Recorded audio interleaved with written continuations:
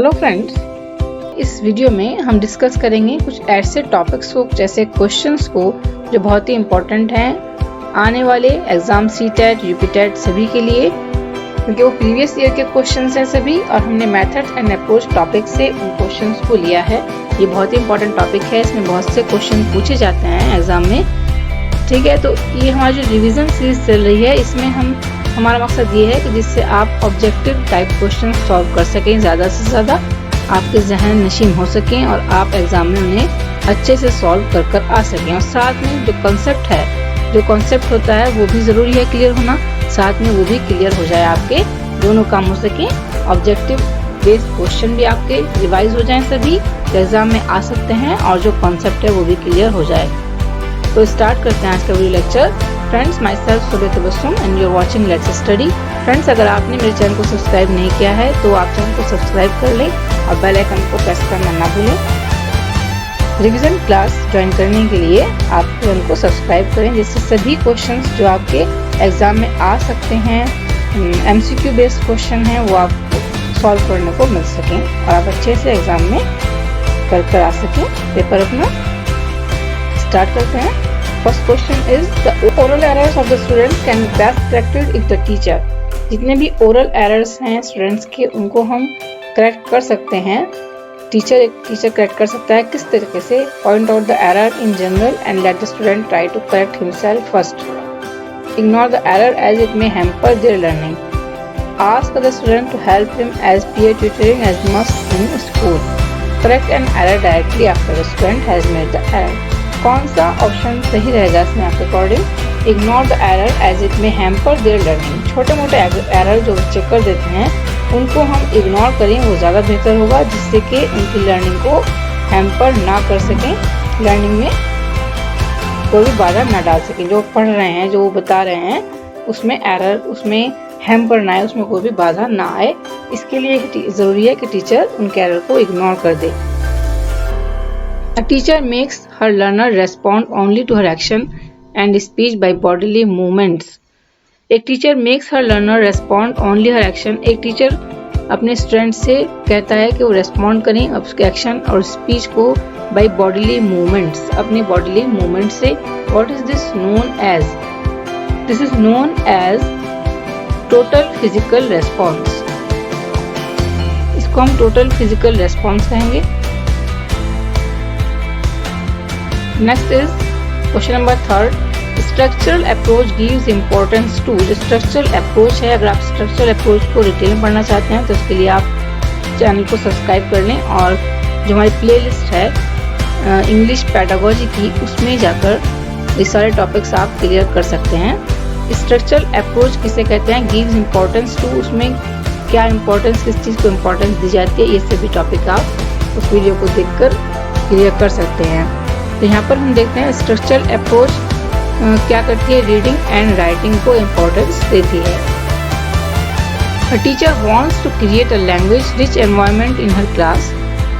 एक टीचर जो है वो क्या करता है? Wants to create a language rich environment. एक ऐसा रिच एनवायरनमेंट बनाना चाहता है, एक लैंग्वेज रिच एनवायरनमेंट बनाना चाहता है क्लास में, तो उसे क्या करना चाहिए? Establish a language lab in her class. क्या वो एस्टेब्लिश करे एक language class? Motivate parents to buy language games and activity, provides an opportunity.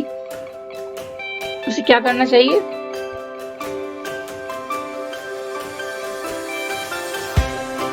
उसे बच्चों को प्रोवाइड करनी चाहिए अपॉर्चुनिटी, है ना, ज़्यादा से ज़्यादा अपॉर्चुनिटी प्रोवाइड करे, ऐसी अपॉर्चुनिटी जिससे कि बच्चे ज़्यादा सीन, जिसमें लैंग्वेज को ज़्यादा देख सकें, सुन सकें और बोल सकें। वो सारी अपॉर्चुनिटीज़ उन्हें दे, जिससे कि लैंग्वेज रिच एनवायरनमेंट बन सके।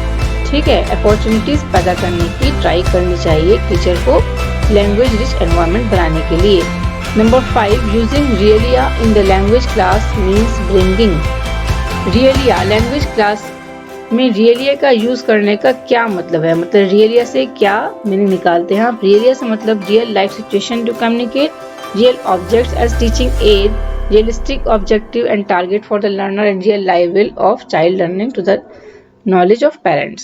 The second option is correct. Real objects as teaching aid.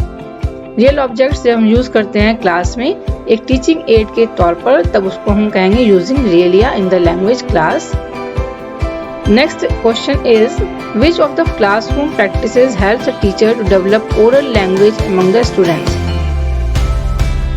Which of the classroom practices, कौन सी classroom practices हैं, क्लासरूम में करने की प्रैक्टिस है, आदतें हैं जो टीचर को हेल्प करती हैं डेवलप करने में ओरल लैंग्वेज, है ना, ओरल लैंग्वेज को डेवलप करने में हेल्प करती हैं स्टूडेंट्स के बीच में.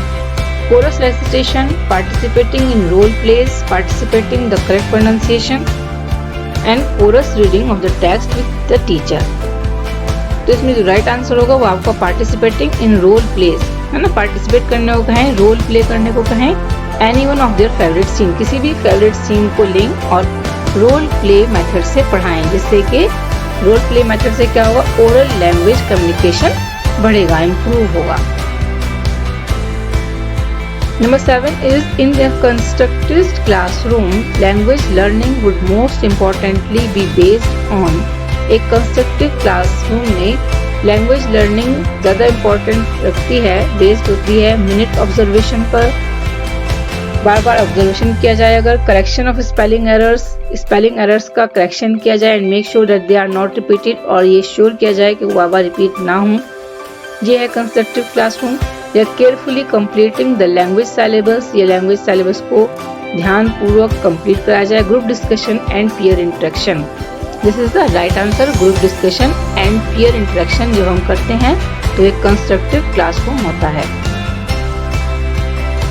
जिसमें कुछ कंस्ट्रक्ट किया जाए, जिसमें कुछ डिस्कशन से कोई प्रॉब्लम सॉल्व की जाए, ठीक है, कोई प्रोजेक्ट तैयार किए जाए, वो सब क्या होगा, कंस्ट्रक्टिव क्लासरूम तब होगा. Number 8, in Hindi speaking teacher gets posted in a primary school.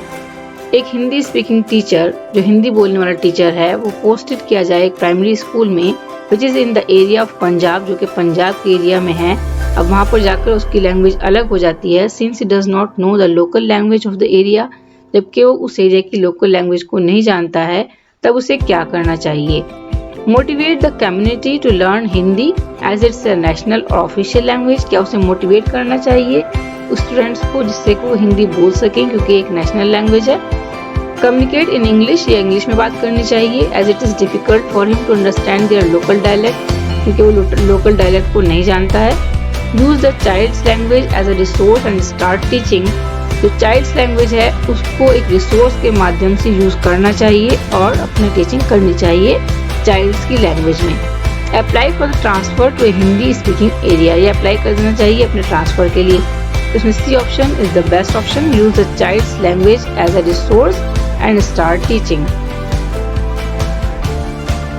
Number 9, which of the method of teaching cannot be used interchangeably with each other?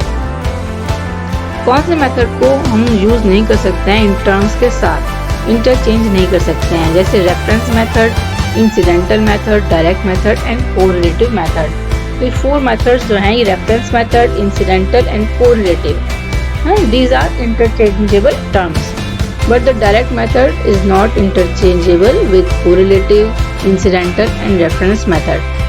जो डायरेक्ट मेथड है वो एक अलग मेथड है, और रेफरेंस, इंसिडेंटल, कोरिलेटिव ये सेम मेथड है, इनको हम इंटरचेंज कर सकते हैं एक दूसरे के साथ. तो direct method is the correct option.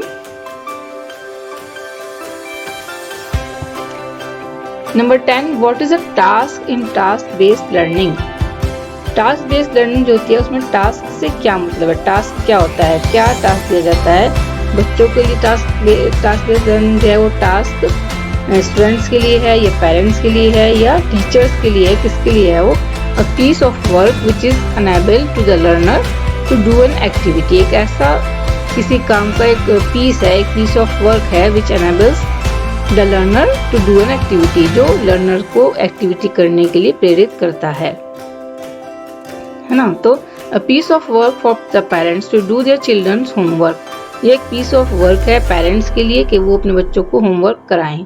A piece of activity, ये एक एक्टिविटी का पीस है जो फॉर द टीचर्स के लिए to do in the classroom, जो क्लासरूम में की जानी चाहिए. A piece of work which expose the learner to language, है ना, एक ऐसा पीस ऑफ वर्क है जो एक्सपोज करता है लर्नर के लिए लैंग्वेज को. इसमें जो सबसे piece of work which enables the learner to do an activity, first option is the correct option. A piece of work which enables the learner to do an activity। है ना, एक ऐसा piece of work है जो enables करता है learner को एक एक्टिविटी करने के लिए। ठीक है, तो आज के लिए इतना ही। नेक्स्ट वीडियो में हम और अच्छे क्वेश्चंस, इससे अलग क्वेश्चंस लेके आएंगे। ठीक है, ये पार्ट फर्स्ट है। पार्ट सेकंड देखने के लिए आप चैनल को सब्सक्राइब करें, जिससे कि आपको वीडियोस के नोटिफिकेशन मिलते रहें। जो वीडियोस हम डालते हैं, आप लिए तैयार करते हैं, उससे भी आप तक पहुंचे, ज़्यादा से ज़्यादा बेनिफिट आपको हो सके। अगर वीडियो अच्छी लगी तो वीडियो को लाइक करें and subscribe the channel. Okay, thank you very much for watching my video. अल्लाह हाफिज़।